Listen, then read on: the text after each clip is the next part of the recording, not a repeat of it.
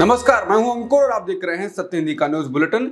एक नजर अब तक की सुर्खियों पर। चूरू से भाजपा सांसद राहुल कासबा ने सोमवार को पार्टी से इस्तीफे की घोषणा कर दी। इसके साथ ही वो कांग्रेस में शामिल हो गए।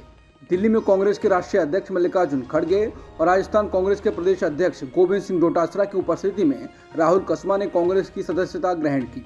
बता दें, चूरू को भाजपा अपना गढ़ मानती है, जिसमें वहां के कासबान परिवार की बड़ी भूमिका रही है, लेकिन हालात अचानक बदल गए। ऐसा तब हो रहा है जब विधानसभा चुनाव में भाजपा ने जीत दर्ज की है। कांग्रेस अध्यक्ष मल्लिकार्जुन खड़गे ने कहा है कि मुझे बड़े दुख के साथ कहना पड़ रहा है कि बीजेपी ने संविधान को संपूर्ण तरीके से स्वीकार नहीं किया है। एक तरफ प्रधानमंत्री कहते हैं संविधान नहीं बदला जाएगा, दूसरी तरफ वो अपने सांसद से कहलवाते हैं कि संविधान बदलने के लिए हमें 2/3 बहुमत चाहिए। बता दें, भाजपा सांसद अनंत कुमार हेगड़े ने कहा था कि आगामी लोकसभा चुनाव में 400 सीट जीतें ताकि संविधान बदला जा सके। भाजपा सांसद हेगड़े ने रविवार को कहा था कि प्रस्तावना से धर्मनिरपेक्ष शब्द को हटाने के लिए भाजपा संविधान में संशोधन करेगी। पीएम मोदी ने सोमवार को हरियाणा के गुरुग्राम से द्वारका एक्सप्रेसवे समेत 16 राज्यों के विभिन्न प्रोजेक्ट का उद्घाटन किया। इस मौके पर उन्होंने अपनी सरकार के विजन को बताया, साथ ही पूर्व की कांग्रेस सरकारों पर जमकर हमला किया। इस मौके पर उन्होंने कहा कि देश में हो रहे लाखों करोड़ रुपए के इन विकास कार्यों से सबसे ज्यादा दिक्कत सिर्फ कांग्रेस और उसके घमंडिया गठबंधन को है। उनकी नींद हराम हो गई है, इसलिए वो लोग कह रहे हैं कि मोदी चुनाव के कारण लाखों करोड़ रुपए के काम कर रहा है। 10 वर्षों में देश इतना बदल गया, लेकिन कांग्रेस और उनके दोस्तों का चश्मा नहीं बदला। इनके चश्मे का नंबर आज भी वही है। गुरुग्राम गए पीएम मोदी ने कहा कि मैं छोटा ना सोचता हूँ, न मैं मामूली सपना देखता हूँ और ना ही मामूली संकल्प लेता हूँ। मुझे जो चाहिए विराट चाहिए, विशाल चाहिए और तेज गति से चाहिए, क्योंकि 2047 में देश विकसित भारत के रूप में देखना है। चुनावी बॉन्ड की जानकारी मुहैया कराने के लिए एसबीआई को 3 महीने का समय नहीं दिए जाने के सुप्रीम कोर्ट के फैसले को विपक्ष ने लोकतंत्र की जीत बताया। कांग्रेस ने कहा कि सुप्रीम कोर्ट का फैसला पारदर्शिता, जवाबदेही और लोकतंत्र में बराबरी के मौके की जीत है। राहुल गांधी ने कहा कि नरेंद्र मोदी के चंदे के धंधे की पोल खुलने वाली है। उन्होंने इसके माध्यम से क्रोनोलॉजी समझाई। उन्होंने कहा कि क्रोनोलॉजी स्पष्ट है, चंदा दो, धंधा लो, चंदा दो, प्रोटेक्शन लो। एसबीआई को चुनावी बॉन्ड मामले में सुप्रीम कोर्ट से तगड़ा झटका लगा है। देश की सबसे बड़ी अदालत ने एसबीआई का वो आवेदन खारिज कर दिया जिसमें राजनीतिक दलों की ओर से भुनाए गए चुनावी बॉन्ड की डिटेल जानकारी देने की समय सीमा 30 जून तक बढ़ाए जाने की मांग की गई थी। सुप्रीम कोर्ट ने इस दौरान एसबीआई को आदेश दिया कि वो कल यानी कि 12 मार्च तक सुप्रीम कोर्ट को पूरे आंकड़े उपलब्ध कराए। CJI DY Chandrachud, justice Sanjiv Khanna, BR Gavai, JB Pardiwala और मनोज मिश्रा की बेंच एसबीआई के द्वारा समय सीमा बढ़ाए जाने की मांग के साथ साथ एडीआर द्वारा दायर अवमानना याचिकाओं पर सुनवाई कर रही थी। एसबीआई की ओर से पेश वरिष्ठ अधिवक्ता हरीश साल्वे ने जानकारी देने में बैंक के सामने आने वाली चुनौती पर प्रकाश डाला। उन्होंने कहा कि हमें थोड़ा और समय चाहिए। इसके जवाब में सीजेआई चंद्रचूड़ ने बताया कि अदालत के निर्देशों के अनुसार बैंक को केवल जानकारी का खुलासा करना होगा। जस्टिस चंद्रचूड़ ने कहा कि बैंक के पास आवश्यक विवरण थे, जैसा कि उसके केवाईसी रिकॉर्ड से पता चलता है। उन्होंने कहा कि जिन आधारों पर आप और समय मांग रहे हैं वो हमारे द्वारा जारी निर्देशों से बिल्कुल मेल नहीं खाते हैं। साल्वे ने अदालत से कहा कि हमारे पास विवरण हैं, मैं यही नहीं कह रहा हूँ कि हमारे पास नहीं है, लेकिन हमें बताया गया था कि इसे गुप्त रखा जाना चाहिए। इस तरह हमने तंत्र तैयार किया। हम अब कोई गलती करके कोई तबाही नहीं मचाना चाहते।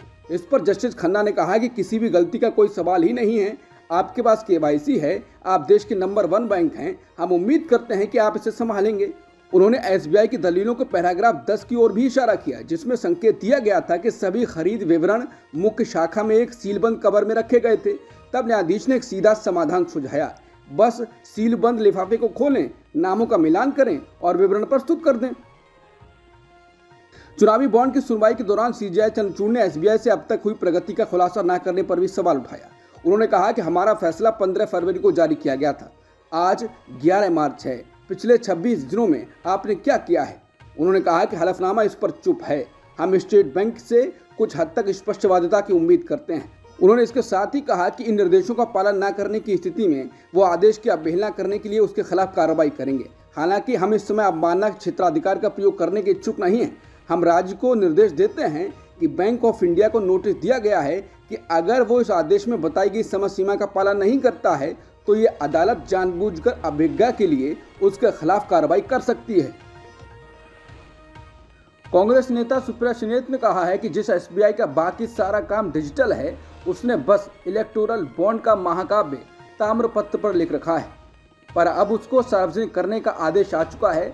नाम तो बताने होंगे। सुप्रीम कोर्ट ने कहा है कि कल मतलब 12 मार्च तक एसबीआई को बताना होगा कि नंबर 1, किस डोनर ने कितने के बॉन्ड खरीदे, उनके नाम, राजनीतिक पार्टियों ने कितने के बॉन्ड भराए। असल में तो एससी का ये कहना है कि एसबीआई को बॉन्ड के खरीदार को राजनीतिक दल से जोड़ने की जरूरत नहीं है। बीजेपी के लिए बड़ी राहत है, पर सोचिए 70 साल की पाई का हिसाब मांगने वाले को इलेक्टोरल बॉन्ड का हिसाब देने में हवा इतनी टाइट क्यों हो रही है। वरिष्ठ पत्रकार शीतल पीसी ने अदालत के फैसले को पढ़ने के बाद कहा है कि एसबीआई ने एक चीज में बाजी मार ली है, वो सुप्रीम कोर्ट को यह जानकारी तो देगी कि किस दानदाता ने किस समय कितना जमा किया, लेकिन ये जानकारी नहीं देगी कि किस पार्टी को दिया। यानी ये जानकारी ना आने से पता ही नहीं चल पाएगा कि किसने किसको पैसा दिया, तो फिर जानकारी का उतना मतलब नहीं रह जाता है, क्योंकि सब ये जानना चाहते हैं कि किस पार्टी को किसने कितना पैसा दिया, और वही पता नहीं चलेगा। इलेक्टोरल बॉन्ड से जुड़ी जानकारी साझा करने की समय सीमा 30 जून तक बढ़ाने की एसबीआई की याचिका सुप्रीम कोर्ट ने खारिज कर दी। इस पर जाने माने वकील प्रशांत भूषण ने प्रतिक्रिया दी। प्रशांत भूषण ने कहा कि इस मामले पर अदालत के पहले के फैसले की तरह ये बढ़िया और ठोस फैसला है। प्रशांत भूषण ने एडीआर की ओर से एसबीआई पर अदालत की अवमानना का मामला दायर किया था। फैसले के बाद उन्होंने कहा कि अदालत ने एसबीआई की याचिका खारिज कर दी और जिक्र किया कि अदालत ने जो आंकड़े उनसे मांगे थे वो एसबीआई के पास पहले से उपलब्ध हैं। कांग्रेस नेता गुरदीप सिंह सप्पल ने कहा कि अब सुप्रीम कोर्ट के आदेश के अनुसार एसबीआई तुरंत 2 सूचियां जमा करेगा, एक खरीदारों की और एक चुनावी बॉन्ड प्राप्तकर्ताओं की, लेकिन नामों का कोरिलेटेड नहीं होगा, क्योंकि एसबीआई इसके लिए समय मांग रहा है। लेकिन राजनीतिक दलों को मिलने वाली रकम पहले से ही सार्वजनिक है। पारदर्शिता की मांग है कि खरीदारों और प्राप्तकर्ताओं के विवरण कोरिलेटेड हों, तभी कोई निष्कर्ष निकाल सकता है कि कोई भ्रष्टाचार हुआ था या नहीं हुआ था। इसलिए कोरिलेशन प्रकाशित किया जाना चाहिए। कांग्रेस अध्यक्ष मल्लिकार्जुन खड़गे ने कहा कि इलेक्टोरल बॉन्ड प्रकाशित करने के लिए एसबीआई द्वारा 4.5 महीने मांगने के बाद साफ हो गया था कि मोदी सरकार अपने काले कारनामों पर पर्दा डालने की हर संभव कोशिश कर रही है। आज के माननीय सुप्रीम कोर्ट के फैसले से देश को जल्द इलेक्टोरल बॉन्ड से भाजपा के चंदा देने वालों की लिस्ट पता चलेगी। मोदी सरकार के भ्रष्टाचार, घपलों और लेन देन की कलई खुलने की ये पहली सीढ़ी है। अब भी देश को ये नहीं पता चलेगा कि भाजपा के चुनिंदा पूंजीपति चंदाधारक किस किस ठेके के लिए मोदी सरकार को चंदा देते थे। उसके लिए माननीय सुप्रीम कोर्ट को उचित निर्देश देने चाहिए। मीडिया रिपोर्ट से ये तो उजागर हुआ ही है कि भाजपा किस तरह ईडी, सीबीआई, आईटी रेड डलवाकर जबरन चंदा वसूलती थी। सुप्रीम कोर्ट का फैसला पारदर्शिता, जवाबदेही और लोकतंत्र में बराबरी के मौके की जीत है। चुनावी बॉन्ड पर एसबीआई को सुप्रीम कोर्ट की फटकार के बाद कांग्रेस महासचिव केसी वेणुगोपाल ने कहा कि सुप्रीम कोर्ट एक बार फिर भारतीय लोकतंत्र को इस शासन की साजिशों से बचाने के लिए आया है। एसबीआई द्वारा एक दिन के साधारण से काम के लिए एक्सटेंशन की मांग करना हास्यास्पद था। सच तो यह है कि सरकार को डर है कि उनके सारे राज सामने आ जाएंगे। उन्होंने कहा कि सुप्रीम कोर्ट द्वारा प्रमाणित ये महाभ्रष्टाचार घोटाला भाजपा और उसके भ्रष्ट कॉरपोरेट आकाओं के बीच अपवित्र साठगांठ को उजागर करेगा। एसबीआई को लेकर अब लोग सोशल मीडिया पर तंज भी कस रहे हैं। पत्रकार रणविजय सिंह ने कहा है कि सुप्रीम कोर्ट से एसबीआई कल क्या कह सकता है। नंबर 1, हमारा सर्वर डाउन है। दूसरा, प्रिंटर नहीं चल रहा, अभी लंच चल रहा है, आप कतार में हैं। चुनाव आयोग में 2 आयुक्तों की नियुक्ति का मामला सुप्रीम कोर्ट पहुंच गया है। चुनाव आयुक्त अरुण गोयल ने पिछले दिनों अपने पद से इस्तीफा दे दिया था। वहीं एक अन्य चुनाव आयुक्त अनूप चंद्र पांडे पिछले महीने ही सेवानिवृत्त हो चुके हैं। इसके बाद खबर आई थी कि इसी सप्ताह केंद्र सरकार 2 चुनाव आयुक्तों की नियुक्ति कर सकती है। हालांकि हाल ही में लागू कानून के तहत मुख्य चुनाव आयुक्त और चुनाव आयुक्तों की नियुक्ति की सरकार की शक्ति को चुनौती देते हुए सुप्रीम कोर्ट में एक याचिका दायर की गई है। कांग्रेस नेता ने सुप्रीम कोर्ट में याचिका दाखिल कर सरकार द्वारा होने वाली चुनाव आयुक्तों की नियुक्ति को रोकने की मांग की है। एलजेपी रामविलास के नेता चिराग पासवान ने दावा किया है कि हर पार्टी उन्हें अपने पक्ष में करना चाहती है। उन्होंने एक तरह से संकेत दिया है कि जहां से उन्हें बेहतर ऑफर मिलेगा वो उस तरफ झुक सकते हैं। बता दें कि चिराग को विपक्षी महागठबंधन से भी ऑफर मिला है। साहिबगंज में एक रैली को संबोधित करते हुए चिराग संकेत दे रहे हैं कि वो अपने विकल्पों पर विचार कर रहे हैं। चिराग पासवान ने कहा कि मैं यहाँ मीडिया के समूह को देख सकता हूँ जो ये जानना चाहता है कि मैं किससे जुड़ा हुआ हूँ। तो मैं ये बताना चाहता हूं कि चिराग पासवान केवल बिहार की जनता से जुड़ा हुआ है। चिराग ने कहा कि हर गठबंधन चाहता है कि चिराग पासवान उनके पक्ष में रहें, और ऐसा इसलिए क्योंकि लोग उनके बिहार फर्स्ट विजन से प्रभावित हैं, जो राज्य को लंबे समय से चले आ रहे पिछड़ेपन से बाहर निकालना चाहता है।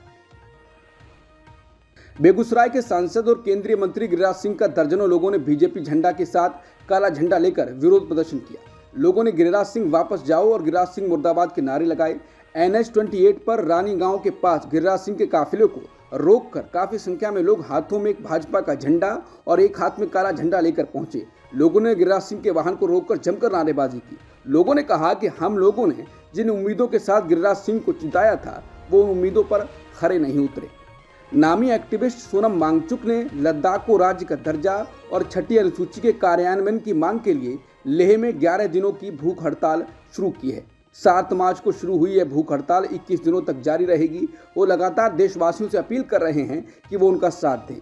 मीडिया को भी लताड़ लगा रहे हैं कि उन्हें देश के सीमा क्षेत्र से मतलब नहीं है, बल्कि सीमा हैदर से मतलब है। इस बीच केजरीवाल ने ट्वीट कर उनको सपोर्ट किया है। उन्होंने कहा है, हम आपके और लद्दाख के लोगों के साथ हैं। ये बेहद गंभीर और बिल्कुल अस्वीकार्य है कि कैसे केंद्र ने लद्दाख को धोखा दिया है।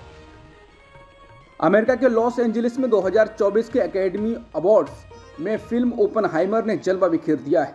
इस फिल्म ने 7 कैटेगरी में ऑस्कर अवार्ड्स जीते हैं।